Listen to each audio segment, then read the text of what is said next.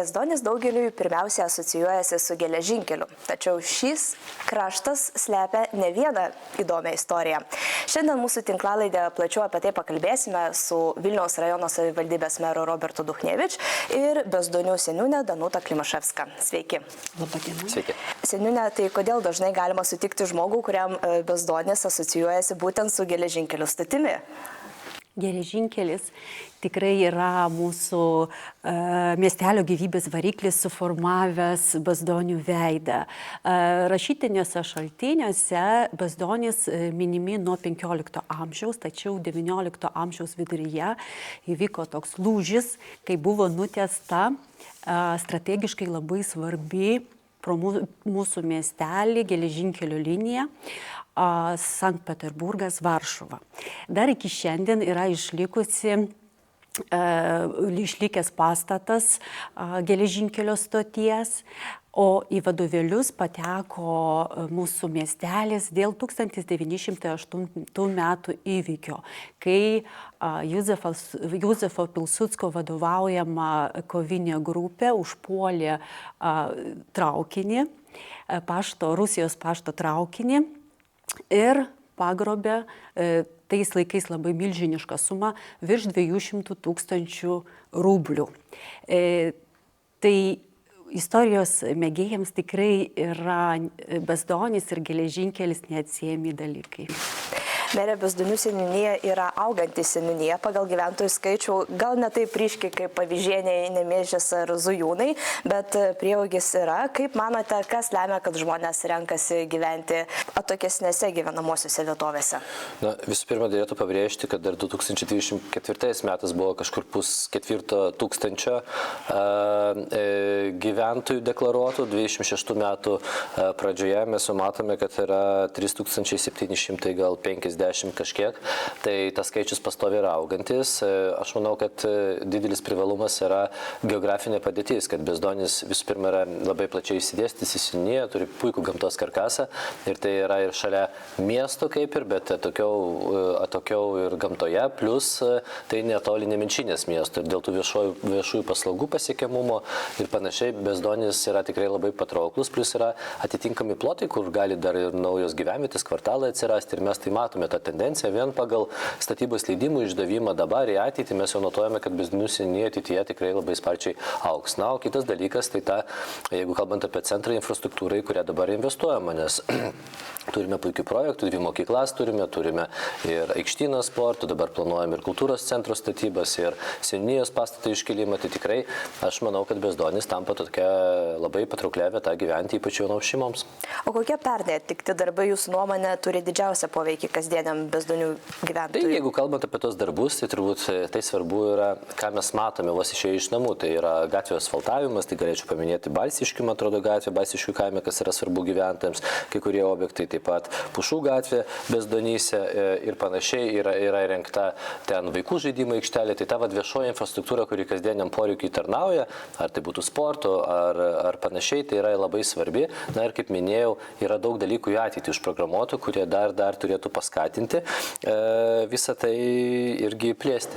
Seniūne, kalbant apie gyventojus ir bendruomenę, ar galima pasakyti, kad vietinė bažnyčia yra vienas iš tokių objektų, kurie geriausiai atspindi vietos tą žmonių bendruomeniškumą?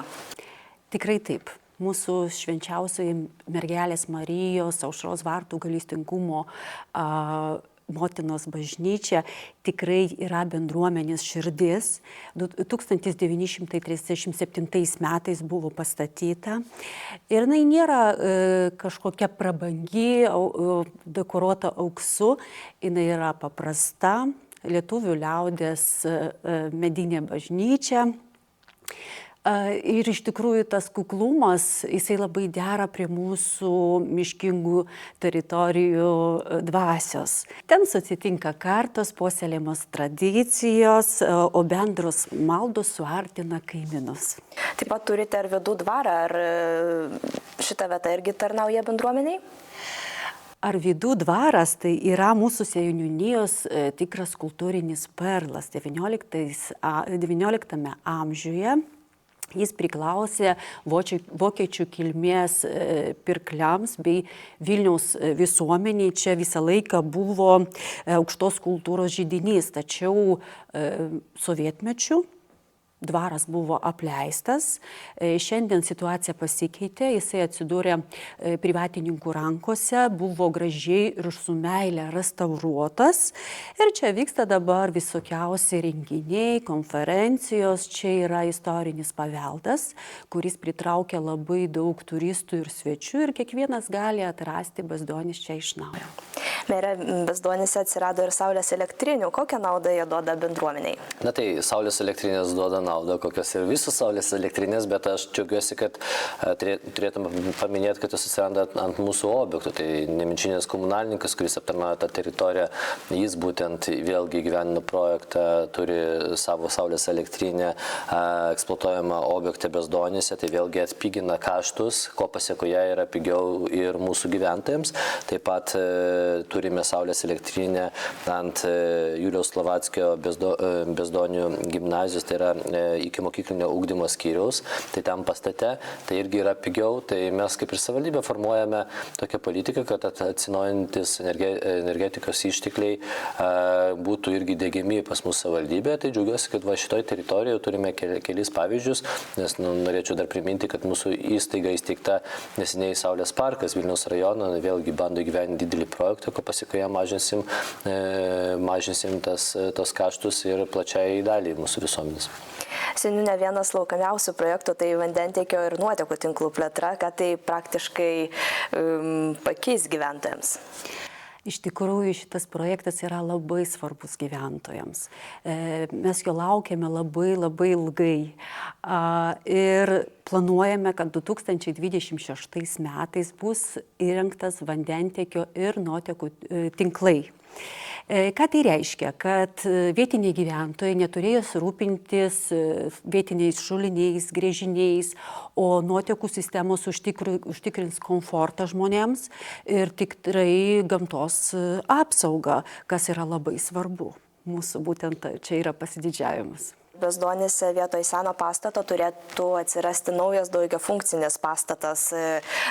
Kaip tai pakeista gal kultūrinį bendruomenės gyvenimą? Na visų pirma, tai bendruomenė yra labai gan vieninga ir tikrai ateinant į renginius ten, tai mes manome, kad atsiradus naujam objektui, nes šitas yra jau tikrai labai senas ir turint savo salę ir žiemos metu, šaltojų laikotarpį irgi galėsime pasiūlyti plačią kultūros renginių irgi pasiūlą ir nebūtina bus važiuoti iki Nemenčinės ar kažkur kitur. Na ir aišku, atitinkamai galėsime tas paslaugas plėsti, vykdyti užsiėmimus, kažkokius būrelius papildomus ir panašiai. Na, kitas dalykas, pačiam jaunimui bus gera terpė ten irgi kažkur susirinkti. Nes tai bus ne tik kultūros centras, bet ir dar... Mes tam turėsime multifunkcinį tokį labiau pastatą, nes vėlgi sklypas yra koks yra ir mes galvojame, kad galime išnaudoti per kelis aukštus. Tai dabar tas projektas yra visai simpatiškai tai padarytas. Turėsime kultūros centrą su sale, berods virš 100 kažkur talpinantį žmonių sėdimų vietų. Turėsime vienam aukšte seniūnijos administracinį pastatą, nes dabar seniūnija vis dėlto reikalauja įsikėlimų iš to pastato, kuris yra. Na ir perkelsim į tą pačią vietą, kad viskas būtų vienoje vietoje mūsų biblioteka. Tai atitinkamai atlaisvinsime tada patalpas darželėje, kur galėsime praplėsti vietų darželėje skaičių, nes kaip ir minėjome apie gyventojų prisirašymą, poreikis ateityje notuojame, kad bus didelis. Neseniai irgi lankantis Bezdonyse teko diskutuoti, turime kalbę mokyklą ir Slovackio, turime Saulėtekio pagrindinę mokyklą, kurie ateityje, manau, taps ir gimnazija. Tai dabar ten kaip tik planuojame infrastruktūros praplėtimo darbai, projektavimas vyksta, tikrai turėsime šitos švietimo įstaigos nemažą rekonstrukciją. Kokios dar investicijos artimiausių metų numatytos vaikų ir jaunimo ateičiai? 2026 metams esame suplanavę Arvydų futbolo aikštelės remontą. Tai yra dangos įrengimą ir Tiesa, dar ir treniruoklių irgi prie aikštelės įrengimą. Reikėtų paminėti turbūt, kai minėjau apie mokyklos šitos atnaujinimo darbus ir paplitimą, tai dar seniūnija planuoja atnaujinti, padaryti prieimą prie to upelio, kuris yra, kad būtų vieša erdvė nuo regioninio kelio, tai mes ten irgi sudarysim sąlygas, kad gyventojai galėtų turėti tokią rekreacinę zoną.